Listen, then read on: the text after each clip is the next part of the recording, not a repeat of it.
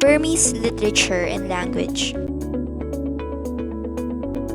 Myanmar has a long and rich tradition of literature that is mostly unknown to the world since few translations are available. The literary pieces in this audiovisual presentation is a small selection from the wide choice available to the English reading or speaking public. We are going to tackle these literary pieces for those portray the spirit of the people of Myanmar. Many people may not be rich, but they live with contentment, humor, compassion, and pride in the face of grim reality. They are the real representatives of the country and the true treasures of Myanmar. Besides the literary pieces from Burma, also known as Myanmar, we will also tackle the language used in that country.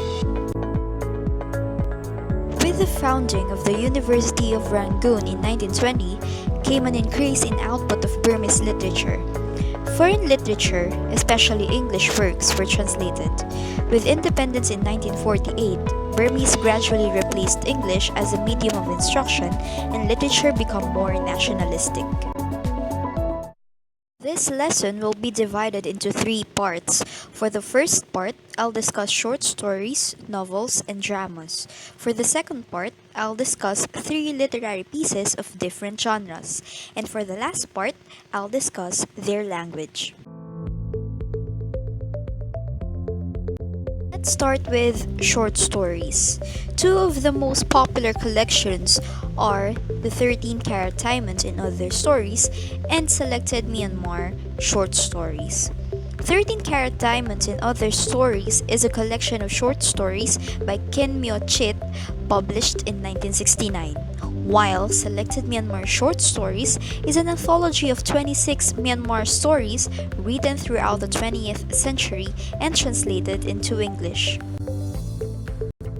13 Karat Diamond and Other Stories is a collection of short stories by Kin Myo Chit. It was published in 1969, with a second edition released in October 2005. The collection contains glimpses of the author's life and the culture of Burma, as well as fiction.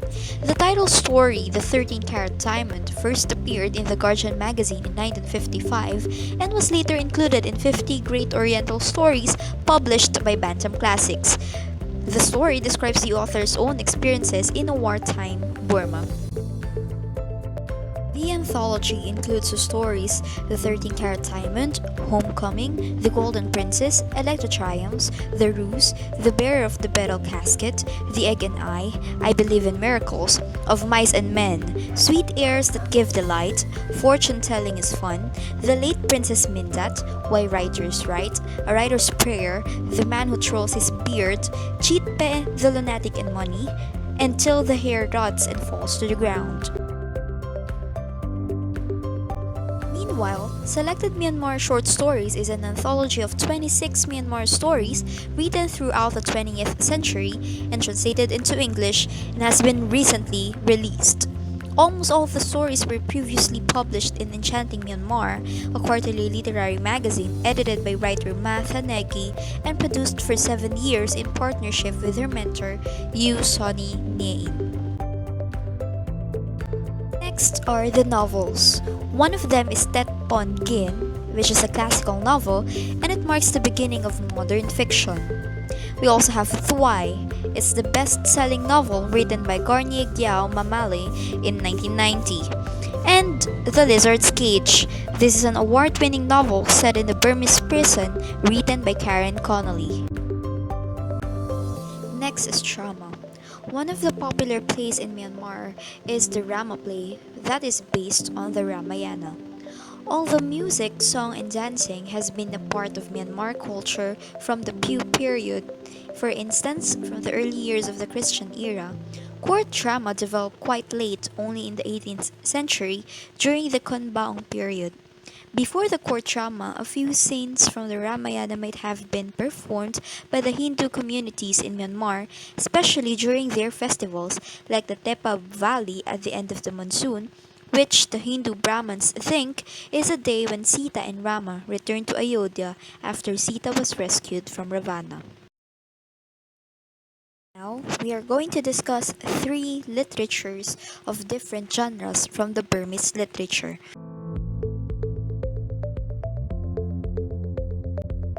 The first one is entitled On the Three Evils. This is a speech by Prime Minister UNU. Let us first discuss the author's background. Prime Minister UNU was a leading Burmese statesman, social democratic politician, nationalist, and political figure of the 20th century. He was a Prime Minister of Burma under the provisions of the 1947 Constitution of the Union of Burma. This is an excerpt from his speech to the All Burma Peasants Organization at Mandalay in May 1953. Humanity has been led astray by three evils: greed, hatred, and ignorance. Whether we are Buddhists, Hindus, Muslims, Christians, animists, or atheists, we cannot escape the three inevitable: old age, disease, and death. Nobody can deny that the five sense objects, pretty sight, delightful sound, fragrant smell, savory taste, and nice touch, are only fleeting phenomena. They are neither lasting nor permanent. Nor anybody can deny that property is transitory. No one can carry away his property after death. Men have been chasing these transitory pleasures with a dogged tenacity, mainly because they hold false views regarding property. They forget that this life is not even 1/1,000,000th part of the whirlpool of samsara, or the cycles of rebirth, and go on amassing wealth even though it never brings them full satisfaction. The next literary piece is entitled The Four Puppets, A Tale of Burma. This one is an example of a folk tale. Here is an excerpt from the folk tale. Once there was a puppet maker who had a son named Ong. The father always hoped his son would grow up to be a puppet maker like himself. But to Ong, such a life was far from exciting. "Father," said Ong one day, "I've decided to leave home and seek my fortune." The puppet maker looked up sadly from his work. "I wish you would stay, my son. The life of a puppet maker is an honorable one. But if you must go, let me give you companions for your journey." He showed his son 4 wooden puppets he had carved, painted, and costumed. Each puppet, he said, has its own virtue and value. The first puppet was the king of the gods. The puppet maker said, "The god's virtue is wisdom." The second puppet was a green-faced ogre. The ogre's virtue is strength. The third was a mystic sorcerer. The sorcerer's virtue is knowledge. The fourth was a holy hermit. The hermit's virtue is goodness. Burma, or Myanmar, as named by the current regime, puppet plays have been performed since at least the 1400s. In the 1700s, the royal court began to formally sponsor and regulate the puppet theater, causing it to quickly grow in prestige. In the 1800s, puppet theater was considered the most highly developed of the entertainment arts and was also the most popular. Though no longer as popular today, the tradition is still maintained by a small number of performing troupes. The next literary piece is entitled From the Land of Green Ghosts. This one is an example of a memoir. From the Land of Green Ghosts is considered as a Burmese odyssey. This was written by Pascal Couthwe and was published by HarperCollins. Pascal Couthwe is a celebrated Burmese author of From the Land of Green Ghosts. This one is an evocative memoir that exposed foreign readers to the brutality of life under military dictatorship. Pascal Couthwe is known for his autobiographic writings about growing up in Burma under military rule. From the Land of Green Ghosts is an astonishing story of a young man's upbringing in a remote tribal village in Burma and his journey from his strife-torn country to the tranquil quads of Cambridge. In lyrical prose, Pascal describes his childhood as a member of the Padaong Hill tribe, where ancestor worship and communion with spirits blended with the tribe's recent conversion to Christianity. Pascal developed a love of the English language through listening to the BBC World Service, and it was while working as a waiter in Mandalay to pay for his studies that he met the Cambridge Don John Casey, who was to prove his savior. The brutal military regime of Nevin cracked down on dissidents in the late 1980s. Pascal's girlfriend was raped and murdered by soldiers, and Pascal took to the jungle with the guerrilla army. How he was eventually rescued with Casey's help is a dramatic story, which ends with his admission to Cambridge to study his great love, English literature. Let us now discuss the Burmese language, or the language of Myanmar.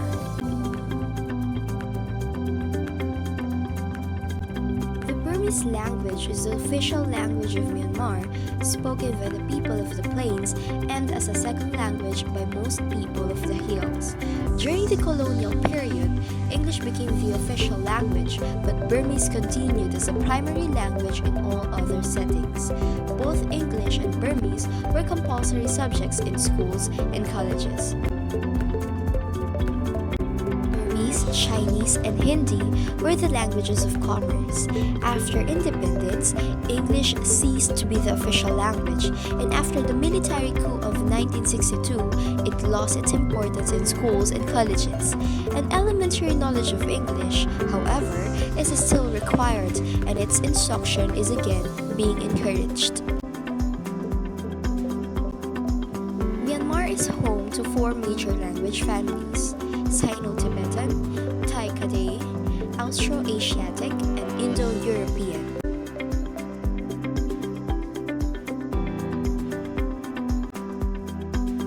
Sino-Tibetan languages are most widely spoken. These include Burmese, Karen, Kachin, Chin, and Chinese. The primary Thai-Kadai language is Shan. The major Austro-Asiatic languages are Mon, Palau, and Wa.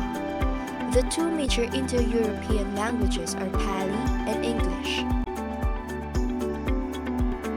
More than 100 languages are spoken in total. Since many of them are known only within small tribes around the country, they may have been lost after a few generations. Burmese, the official language, is spoken by at least 80% of the population. Pronunciation varies greatly from area to area. Burmese is the language of government, but the ethnic minorities have their own